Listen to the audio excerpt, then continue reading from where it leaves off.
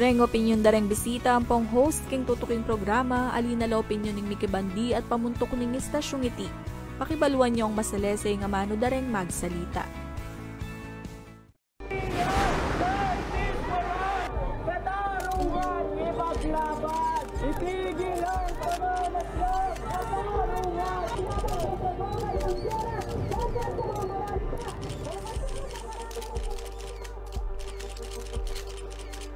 Dahil ang karapatang pantao ay dapat at para sa lahat.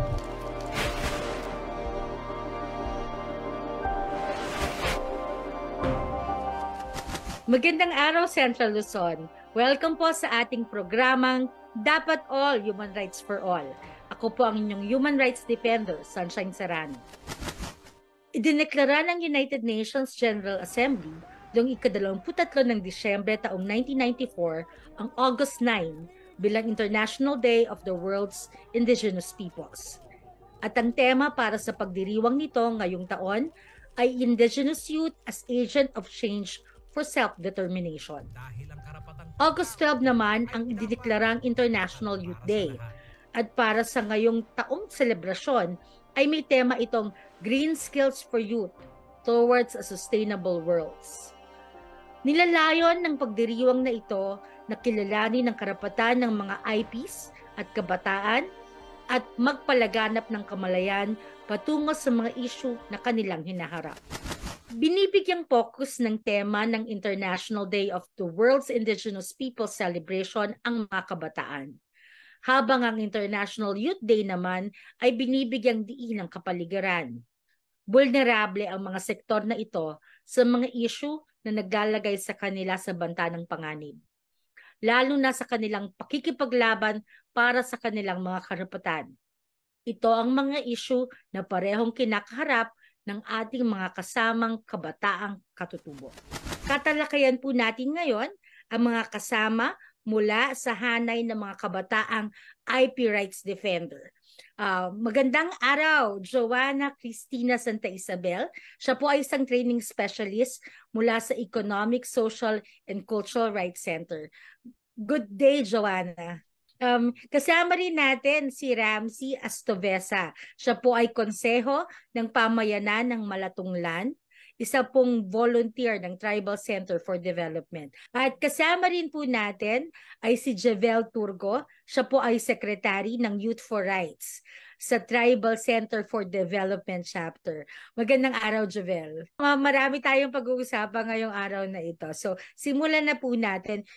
Siguro po maganda muna ipakilala natin yung ating organisasyon, no? At ano yung ginagawa niya para sa indigenous people. Simulan mo na, Joanna. Ayan, so magandang umaga po ulit sa ating lahat. Ako po ay mula sa Commission on Human Rights of the Philippines. Kami po ang Independent National Human Rights Institution na meron pong mandato mula sa ating 1987 Philippine Constitution upang mag-monitor, mag-promote at mag-protect ng human rights sa buong Pilipinas. So mula po sa aming tanggapan mismo sa Economic, Social and Cultural Rights Center, kami po ang nagtatrabaho para po sa pag-monitor talaga ng human rights situations ng specific vulnerable sectors. Kasama po dito ang indigenous peoples, persons with disabilities, farmers, fisherfolk, and madami pa pong ibang organizations na pwede po nating i-monitor para sa kanilang human rights situations. Kasama natin sa Komisyon para sa Karapatang Pantao, si Ms. Joanna.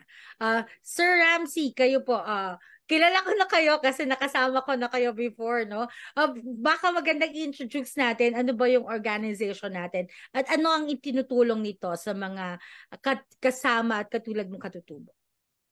Ang Tribal Center for Development Foundation, isang NGO o grupo na nagtataguyod at nagsusulong sa mga karapatan ng mga katutubo, lalo na sa usapin ng karapatan sa lupaing ninuno, karapatan sa edukasyon, at karapatan sa usapin ng mga pangkabuhayan. Ang TCD ay nagsimula noong 1979 sa mission nito na usapin na pataasin yung edukasyon ng mga kabataang katutubo dahil nasa 99% ng mga mga katutubo ay hindi talaga nakapag-aral sa sitwasyon na malayo sa mga nasa baba ng mga paaralan at nasa bundok kami at halos lahat ay hindi nakakapag-aral. At yun ang naging misyon. Naging parte ito ng simbahang katoliko rin ng prelatura ng Infanta sa panahon ni Bishop Julio Labayen. At kasama rin natin, syempre, from the youth sector itself, no, si Javel. Ikaw rin ay parte ng Youth for Rights at parte ka rin ng Tribal Center for Development. Pakilala mo naman sa amin ang Youth for Rights at pakilala din sa atin ang role mo sa Tribal Center for Development. Yung po Y4R ay yung po yung Youth for Rights na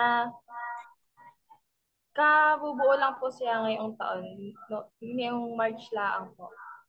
Yung po ay yung pong mga samahan ng mga IP youth na nagsusulog ng karapatang pantao, no? susulog po ng mga karapatan pa. Hindi lang po sa mga karapatang pantao, kundi po pati po sa kalikasan. Ano po ba nga ang mga kasulukuyang hinaharap na issue ng mga kabataan at ng indigenous peoples po, specifically na youth? Ms. Joanna, ano po ang mga nalalapit sa atin sa CHR na mga usapin ng mga indigenous peoples natin at sa mga kabataan nila? Sa tanggapan po mismo namin sa Economic, Social and Cultural Rights Center, kapag ginagawa po namin yung mga monitoring activities, kasama po nga natin ang indigenous people. So, yung isa po namin ginawa is yung 2017 human rights situation monitoring po ng indigenous peoples. Parang 20 years later, no, na maipasa ang IPRA. So, Yes. Parang yun yung pinaka ginawa namin. So, ang nakita po namin doon ay may issue talaga sa pagrespeto sa karapatan ng ating mga katutubo sa kanilang ancestral domains, at bilang ang mga kabataang IPs ang magmamana nitong mga ancestral domains na ito. So syempre sila talaga ang magmamana din ng issue sa mga lupain na kanilang kinakaharap ng kanilang mga grupo. Ayan. So meron din po kaming monitoring na ginawa sa National Inquiry on Climate Change. So bilang ang kultura at ang pamumuhay ng ating mga katutubo ay parte ang environment dito, no, dahil sa nangyayaring climate change, napakalaking impact ng climate change sa kanilang communities at sa kanilang pamumuhay mismo. At minsan, no, meron ding discussion doon na dahil sa displacement or pagkahiwalay-hiwalay ng mga communities dahil kunwari binagyo yung area nila, so yung mga indigenous peoples, posible din na yung pagpatuloy ng kanilang mga kultura ay magka-problema, no, sa hinaharap. So yung tinatawag na parang social cohesion sa pagkabuo ng kanilang community, and pati na din yung preservation ng culture nila. At recently, no, nitong 2022, may ginawa din kaming monitoring activity sa school to work transition ng mga kabataan. So meron din kaming naimbitahan na isang grupo ng mga indigenous peoples, at pati na din ang National Commission on Indigenous Peoples, ang NCIP, ay naging parte ng aming konsultasyon. At ang isang issue ay yung opportunities, no, for employment. Medyo may pagkukulang pa din for our IP youth. Pati na din syempre ang kanilang access to education, no. Maybe dahil may in areas na ang IPs ay located in GIDA or geographically isolated and disadvantaged areas, baka meron ding issue sa kanilang education. So yun. So basically, no, yung sa amin sa Economic, Social and Cultural Rights Center, ang nakita namin ay sa usapin ng lupa, sa usapin ng climate change at kalikasan, at sa kanilang access to education at employment. Ayan po. Thank you. Siyempre, coming from CHR, nakikita niyo yung big picture, no? Ramsey, siguro ang tanong ko sa inyo, ano dito yung talagang ramdam na ramdam sa area nyo lalo, no? Di ba, sa May Sierra Madre po. Ano po ba yung mga issue na ganito na talagang ramdam na ramdam ng kabataan? Usapin ng sa edukasyon, ramdam yan ng kabataan dahil nga sa usapin na pagpapasok sila sa baba, kailangan mong sumabay sa kultura sa baba, samantala yung kultura mong pinagmulan, hindi ganun yung kapaligiran. Siyempre, yung mga cellphone, mga gadgets mo, papasok ka sa school, parang nagpapalala ng pagkahiya doon sa wala kang cellphone na papasok doon sa school. Pangalawa, pag nakatapos na sila, hirap naman silang pumasok sa mga trabaho. Kalimitan ay pumapasok sila sa mga pag-aalaga ng mga bata sa halimbawa dito sa Karatig Bayan. Yung iba naman nagmamigrate papunta sa ibang lugar, halimbawa Bulacan, para yung mga kalalakihan nagtatrabaho. At ang problema pa nga kapag hindi mo napupusan sila nadadala na ibang mga elemento na nagbubunsod para sa ibang ideolohiya. Napapahamak naman pagdating sa gobyerno, natitingnan sila bilang mga supporter ng kabila kapag ganun yung kalimitang nangyayari. Pero mga iba namang kabataan ay hindi na rin maranasan yung ganitong mga discrimination, nananatili sila sa komunidad at namumuhay ng hindi na nakapag-aral at kalimitan doon na lang din sa kanilang komunidad at sa pamamagitan nga ng edukasyon ng Tribal Center for Development, mayroong edukasyon, pinataas naman yung leadership, tapos yung kapasidad na mamuno ka sa isang komunidad. At sa ngayon, ito yung nagiging napupuntahan ng mga leader na hindi naman nag-migrate sa ibang lugar. Ang ikalawa siguro na nararanasan ay usapin ng kalikasan, yung pagbabago ng kalikasan dahil sa yung mga naranasan namin mga matatanda noon na hindi mo na mararanasan ng mga kabataan ngayon. Halimbawa, manguha ka ng mga prutas sa gubat, hindi naman namumunga ng maayos ang prutas sa gubat, hindi na rin makikita ng mga kabataan. Yung sa mga ilog namin mayayaman, na ngayon ay hindi na mayam dahil dinaanan ng kalsada, pumatak ang ulan, dumumi na yung mga ilalim ng ilog, hindi mo na makita yung mga natural na doon talaga nabubuhay sa malinis na tubig ng mga hayop sa ilalim ng tubig o mga ilog. So yun wala po yung isa. yung yaman nyo talaga, di ba? Yun po yung yaman nyo talaga. Yung mga puno na nagbubunga na source ng kabuhayan nyo at source ng di ba, ng pagkain ninyo. Pati yung mga ilog natin na dapat ay malinis sana. Kung hindi lang nasisira ng mga modern things na supposedly nakakatulong pero hindi. At yun nga po ang kailangang mabalikan din ng mga kabataan at pag-isipan kung paano nila i-adapt yung bagong sistema at mga kagamitan sa pagtatanggol at saka sa pagpuprotekta sa kalikasan at pagpreserba ng mga, lalo na ng aming kultura. Kung titingnan namin ngayon na halos bumababa yung may kaalaman o naranasan yung kultura sa aming pamayanan. Sa'yo naman, Javel, ano yung mga issue na talagang nararanasan mo na personal, no? Bilang isang batang indigenous people. Na yun nga, kasi hindi mo nga naranasan yung naranasan ni Sir Ramsey, di ba?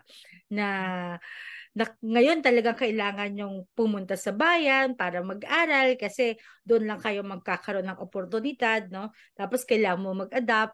Paano ba to sa isang ordinaryong, di ba, batang katutubo? So, how do you deal with this? Para po sa akin ay,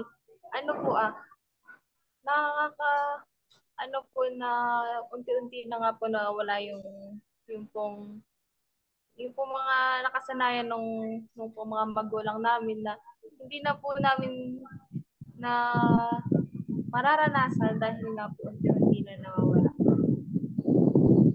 Paano ka nagdi-deal dito? Kunyari, sa pag-aaral mo, 'di ba? Hindi naman pwedeng sa nasa ano ka lang, 'di ba? Nasa lugar mo lang kayo. Ikaw kasi wala namang mga paaralan doon, 'di ba? Walang universidad. So pupunta ka sa bayan. Paano mo hinaharap na iba yung ibang tao sa inyo, 'di ba? Hindi sila katulad nyo nakatutubo yung karamihan ng mga estudyante. Paano ka nakaka-adapt sa ganon? Yun nga po yung pong kaibahan nga po namin na nag-a-adjust po kami sa mga katagalugan po. Ay medyo nahihiya. Mamaya babalikan kita, Jovela. So, mamaya pag-usapan natin yan. Ano nga ba ang mga hakbang na pwedeng gawin, no, ng kabataan hinggil sa mga issue, di ba? Medyo marami yung nabanggit ni Joanna, yung kasi yun medyo comprehensive nga syempre yung nakikita nila, di ba? Yung usapin sa lupa ng mga katutubo, usapin sa pagbabago ng klima, usapin sa access sa edukasyon at oportunidad.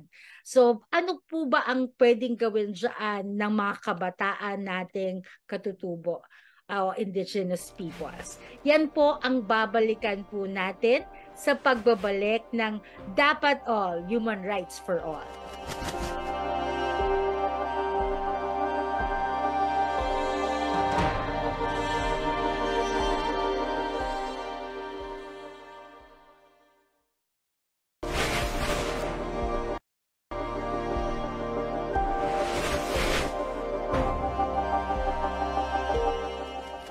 Nagbabalik po ang Dapat All, Human Rights for All. Kasama pa rin po natin si Ms. Joanna from CHR Economic, Social and Cultural Rights Centers.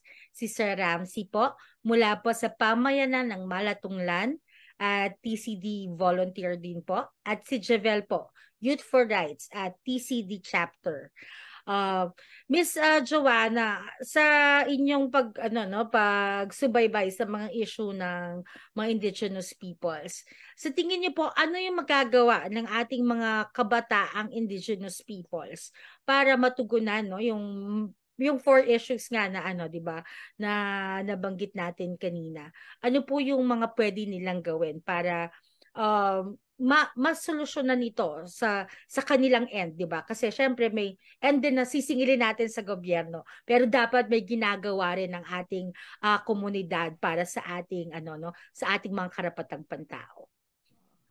Napakagandang question yan, no? Pero kung ako yung tatanungin lang, nakikita ko na isang malaking bagay ang pag-oorganisa ng mga katutubo natin para mas palakasin ang boses nila na sa paglaban ng kanilang mga karapatan. So, maganda na nandito actually si Jovel, no, na isa sa mga representasyon ng kabataan, at maganda rin na mas marami pang Jovel ang matuto ding makipagtalakayan tungkol sa karapatan ng ating mga katutubo. At pangalawa, nakikita din natin kagaya ng nabanggit ni Sir Ramsey na may mga nawawalan ng resources, no, na dati ay parte ng kultura at ng pamumuhay ng mga katutubo. Maganda din na ang mga kabataan ay isa sa mga mag-lead ng preservation ng tinatawag nating Indigenous Knowledge Systems and Practices or IKSP. So, parang dahil sila yung tagapagmana ngayon, no, parang nandun sila sa sila yung nasa baba ngayon, pero sa susunod na mga henerasyon pa ng mga katutubo, sila na yung magpapasa pa ng mga practices at mga kaalaman na ito. So, yung preservation ng mga kaalaman ay, I think, no, isa sa mga role talaga ng katutubo natin ngayon. Lalo na nakita namin na marami sa parang good best practices tungkol sa pag-alaga sa kalikasan ay ginagawa talaga ng mga indigenous people. So, yung gagawin ng IPs na pag-preserve ng IKSPs nila ay makakatulong sa environmental protection, hindi lang ng mga katutubo, pati na rin nating mga nasa kanayunan na sabi nga nila kanina. Ayan po. Kasi isang Pilipinas lang naman tayo. Oo, tama. Nangyari sa lupang katutubo ng ating mga kasamang indigenous peoples, lahat tayo ay maapektuhan. Yan na nga yung nararanasan natin ngayon, no? Dahil sa pagsira, dahil sa mga development kuno na proyekto sa ating kalikasan, may epekto sa atin. Baha, yung landslide, 'di ba? Yan ay mga epekto ng hindi natin pag-aalaga ng kultura at ng mga lugar na ninuno ng ating mga katutubo. Sir Ramsey, sa ano naman po, sa inyo po, sa TCD po, ano po ba ang mga ginagawa natin para ma-ensure na itong mga kabataan nga natin ay makasama natin sa pagkilos para sa pagpoprotekta ng ating mga karapatang pantao at karapatan bilang mga indigenous peoples? Isa nga po yung school. Ang TCD ay nagsusulong at may isang paaralan na isang accredited siya ng DepEd. Nagsimula po ito ng 1979 sa pamamagitan ng mga volunteer din mula sa simbahan. Nagsimula noon ang education. Ang target po noong mga unang panahon na yan, mga panahon na yan ay yung makabasa at makapagsulat lamang. Dahil lang nga sa kailangang bumuto, nadadaya kalimitan kami sa pagbuto dahil pinasusulat sa mga non-IP yung mga ibinubuto.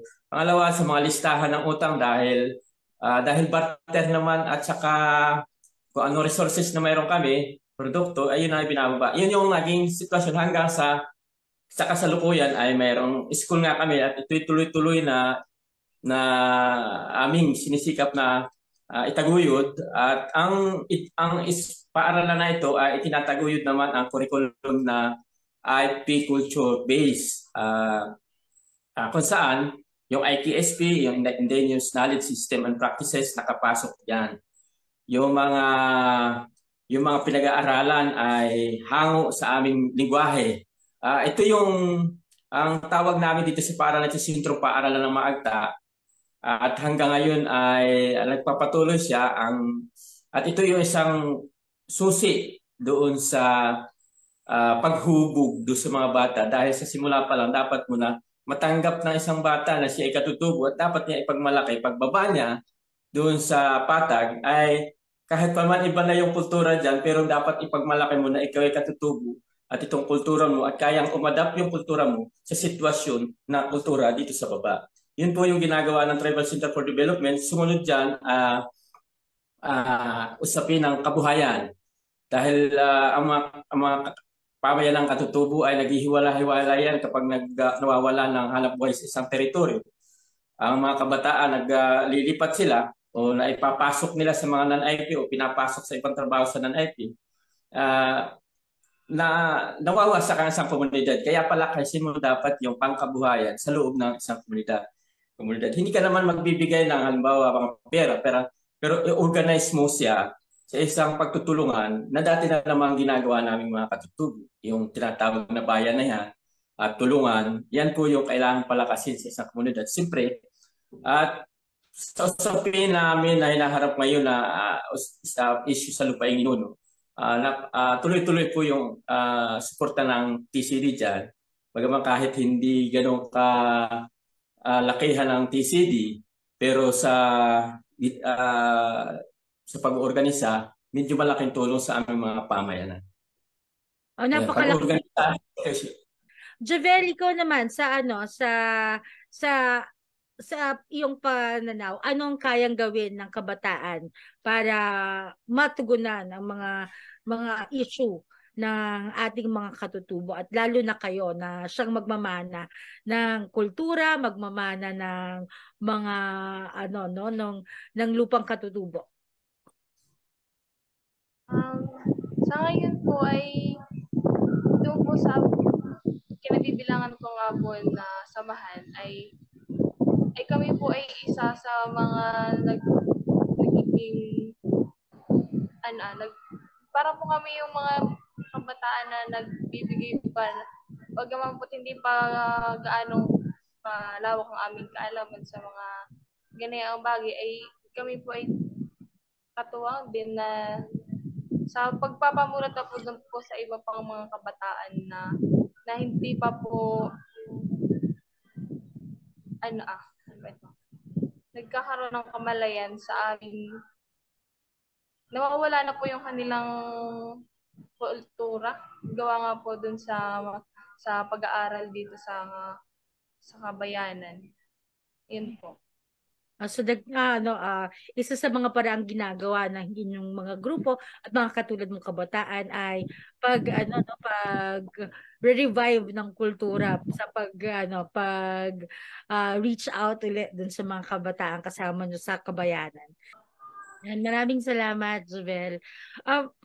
May mga kwento po ba kayo siguro kay Sir Ramsey to, no, na maibabahagi patungkol sa tagumpay na kasi syempre maganda yung alam ko na malaki pa yung hinaharap natin, pero meron naman kasi tayong mga victories, di ba, bilang lalo na kayo sa usapin ng pagpapanalo ng karapatan ng indigenous peoples. Mga tagumpay, marami naman po, talaga marami. Usapin ng education, yung mga estudyante namin ay siyempre ang isang tagumpay namin, accredited siya ng DepEd. Yeah. Matagal po kaming naglalabi sa DepEd at nitong 2017 ay in-accredit na, hindi ko mawari kung 2007, pero in-accredit kami ng DepEd sa panahon ni Brother Luis Secretary Luistro. Nung time na yon in-accredit kami. Samantalang nagsimula kami ay 1979 pa. Pero nung panahon na yan, ay in-accredit kami as IP school. At yung dahil IP school siya, yung curriculum. Hanggang anong grade? Grade. Oh, good. Grade 1 to 6 po yan. At ngayon ay magkaroon na kami ng high school, grade 7 to bago mag senior high school. Yung junior high school meron kami. Ayan, sumunod siyempre dahil matagal na pagkilos po yan sa usapin ng education, ang DepEd mismo ay in-adapt yung policy framework on IP education. Kaya simula noon, maraming mga school din. Naging bahagi po ang Tribal Center for Development dyan sa pag-draft at pagbuo ng IP Education Policy Framework ng DepEd nationwide. At isang tagumpay po dito na tinanggap ng kagawaran ng edukasyon. Dahil dyan, maluwag na kinikilala yung mga katulad naming paaralan na itinataguyod yung paaralang pangkatutubo lamang. Special para sa katutubo. Isang tagumpay po yan. Sumunod ay din ng mga usapin ng ancestral domain. Sa ancestral domain, siyempre napakalaki yung struggle namin dito dahil maraming mayayaman ang may nag-aangka ng mga lupain namin. Pero napasukat namin yan at napagtituluhan sa pamamagitan ng certificate, ancestral domain certificate siya, o CADTI.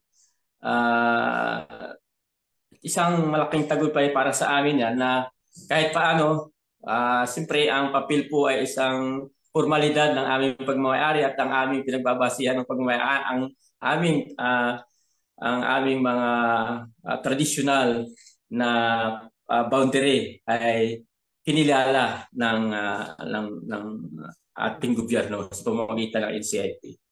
Kahit pa man may titulo, siyempre natatapos ang isang yugto sa pagtitutulo, hindi pa tapos yung laban para protektahan at pangalagaan po yung lupain ninuno. At masasabi namin na itong mga kabataan susunod na yan ay maisasali namin sa kanila ang kalikasan na sa kanilang mata o sa kanilang pamamahala dahil magiging elder na rin kami na siyang katuwang nila sa pagdidesisyon, pero sa pag-aalaga, yung mga kabataan na yan, sila mag-isip ng mga plano makikita pa rin nila na intact, bagaman paunti-unting nauubos man yan, pero nalilimitahan yung pagkaubos ng lupain ni Nuno sa panahon namin at sa pagdating nila, makikita nila na nandyan pa rin at dapat protektahan. Ito yung isang tagumpay na matagal na alagaan yung lupain ni Nuno.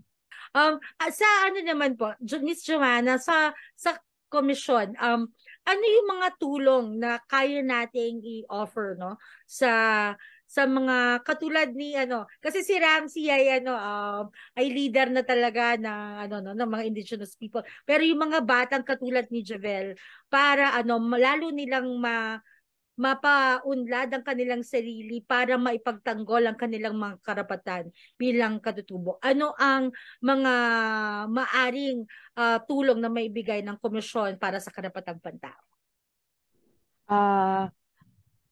Ang una kong naisip sana, no, na aming pwedeng maitulong ay i-orient namin sila ano ba yung mga karapatan dapat na natatamasa ng mga katutubo. Pero naisip ko din na mas alam ito ng mga katutubo, pero pwede lang namin silang i-guide, no, sa kung ano ba yung mga existing din na mga batas, mga framework na ginagamit para mas together yung kaalaman nila at yung mga kaalaman din namin on human rights, no, pwede nating mas paigtingin pa yung mga advokasya ng mga kabataan. At ang Commission on Human Rights, maliban dito, pwede din kaming tumulong na magbigay ng plataforma, no? Pwede natin silang i-link with government agencies. So ginagawa namin 'yon. Parang kami yung nagbibigay ng platform para yung mga katutubo, pwede nilang direktang maibahagi or maikwento sa mga government agencies at iba pang stakeholders yung mga issues na kinakaharap nila. At kung may kinakailangan din ng legal assistance, nagbibigay po ang aming mga regional offices. No? Meron po kaming presence sa lahat po ng regions ng Pilipinas. So meron pong mga CHR offices doon. Pwede po silang lumapit sa aming mga tanggapan kung kinakailangan din po nila ng tulong. Ayan. So, yung education, yung monitoring and parang linkage with government agencies and legal assistance po in case na kailanganin din po ng ating mga kabataang katutubo. Ayan. Ang lugar po ng mga AGTA ay nasa sakop ng ng Region 4, ng CHR Region 4 at saka Region 3. Tama po ba?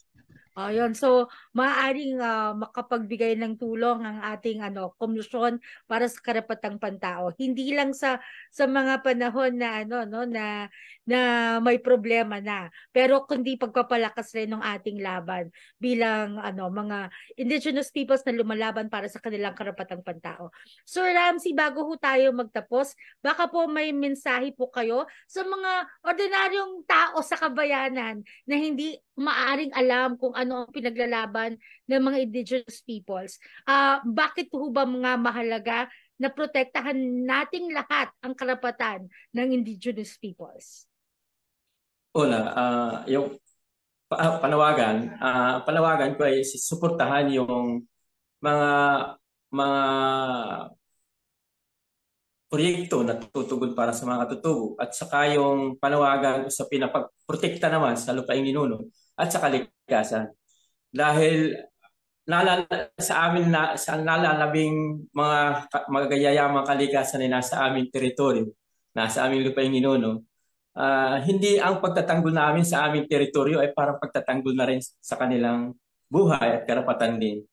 Kung mapanatili namin ang kagubatan na mayaman, kung mapanatili namin na mayabong ang kalikasan, ang mga anumang mga sakuna na dadaan sa aming kagubatan ay mapapakinabangan ng mga taga-baba. At ang mga dilubyo na dadating ay mababawasan sa pamamagitan ng pagprotekta sa aming teritoryo. Hindi kami sakim para harangan ang anumang mga proyektong pangkaunlaran.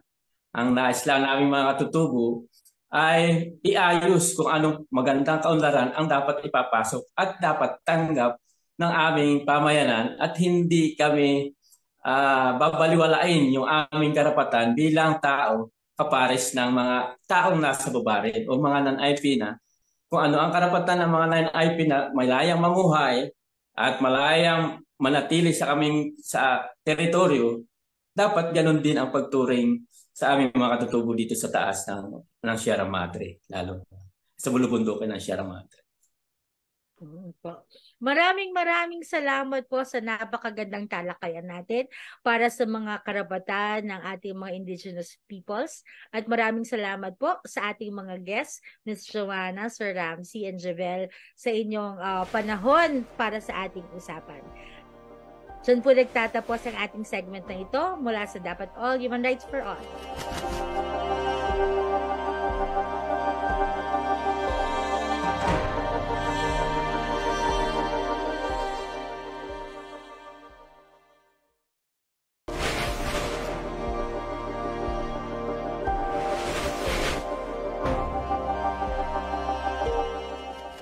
Naglunsad ang Task Force Detainees of the Philippines ng pagsasanay sa karapatang pantao para sa Tribal Center for Development na ginanaap noong ika-18 at 19 ng Marso 2023 sa General Nakar, Quezon. Ito ay dinaluhan ng 30 kabataang katutubo mula sa iba't ibang pamayanan ng Infanta at General Nakar. Layunin ng pagsasanay na ito na magbigay ng kamalayan sa batayang konsepto at prinsipyo ng karapatang pantao, hustisyang pagklima at maorganisa ang mga kabataang ito bilang isang organisasyon na makakabalikat na tutugon sa mga isyong kanilang kinakaharap bilang katutubo, katulad ng suliranin sa kalikasan at kapaligiran. Ang pagsasanay ay nailunsad sa pamamagitan ng iba't ibang forma ng materyales, katulad ng module, workshop, at talakayan sa pagsasanay. Ngayon ay patuloy ang kanilang pagkilos bilang kabataang katutubo at naghahanda para sa kanilang mga susunod na hakbang bilang bahagi ng kanilang pagsasanay.